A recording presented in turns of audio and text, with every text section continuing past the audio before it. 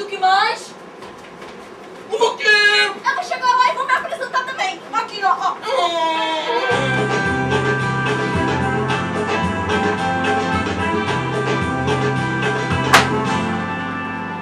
Com licença, meus amigos, que eu vou me aconchegar.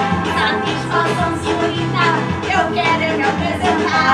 Eu sou Pedro Balazar, de caipira amarelo me chamam. Dizem que sou esperto também, e não me condeno com ninguém. Vou viver de artimanhas pra garantir minha diversão.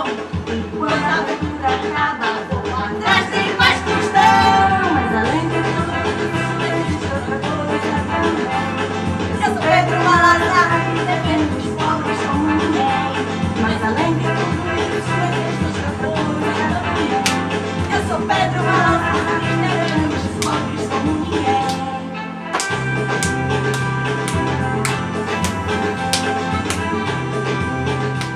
Olha aqui, sou Pedro Balazar. Fique sabendo uma coisa. Não carece de apresentação do senhor. A Maria ainda não tá tão vendo. Eita, tô sabendo no Rio! Não me olhe de banda que eu não sou retada. Não me olhe de lado também que eu não sou melado.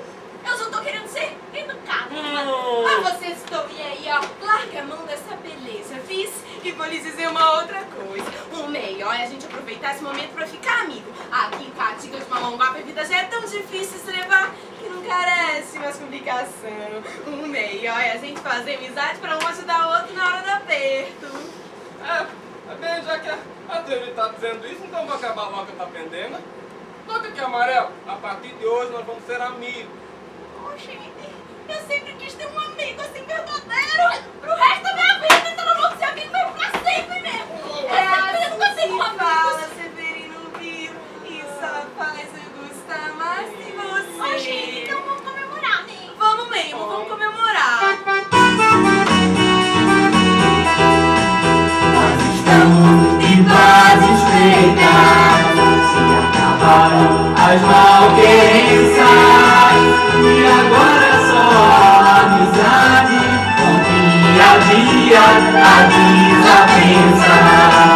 Nós estamos de bases feitas, se acabaram as malquerenças, e agora só a amizade, com dia a dia a desavença.